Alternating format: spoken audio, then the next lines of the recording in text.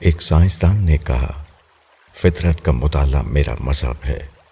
جس دن میں فطرت کی کوئی نئی چیز نہیں دریافت کرتا، میں سمجھتا ہوں کہ وہ دن میں نے ضائع کر دیا۔ یہ اس انسان کا حال ہے جو مخلوقات میں جیتا ہے، پھر اس انسان کا حال اس سے مختلف کیسے ہو سکتا ہے جو خالق میں جیتا ہو؟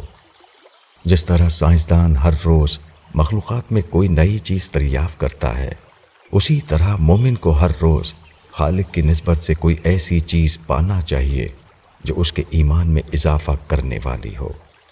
مومن جس روز کوئی نئی چیز نہ پائے، وہ دن گویا اس نے ضائع کر دیا۔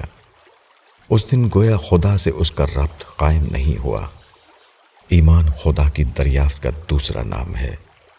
خدا ایک مسلسل حقیقت ہے جس کی کوئی حد نہیں، اس لیے اس کی دریافت بھی ایک مسلسل واقعہ ہے جس کی کوئی انتہا نہیں۔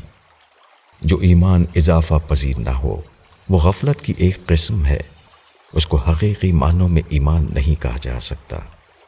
جس کا ذہن خدا کی طرف متوجہ ہو، جس کا دل خدا کی طرف لگا ہوا ہو، اس کو بار بار خدا کی نئی تجلیات کا ادراک ہوتا ہے، وہ بار بار خدا کی نئی جھلک پاتا رہتا ہے۔ جس طرح خدا کے کمالات کہیں ختم نہیں ہوتے، اسی طرح مومن کا سفر معرفت بھی کسی حد پر ختم نہیں ہوتا۔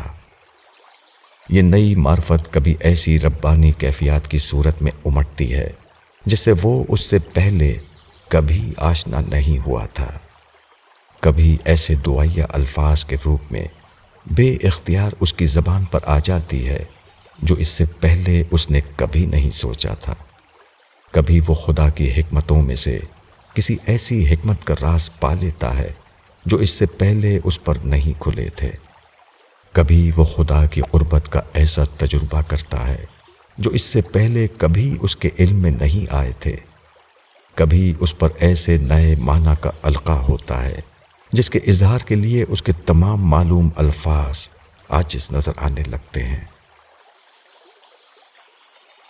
مولانا وحید الدین خان۔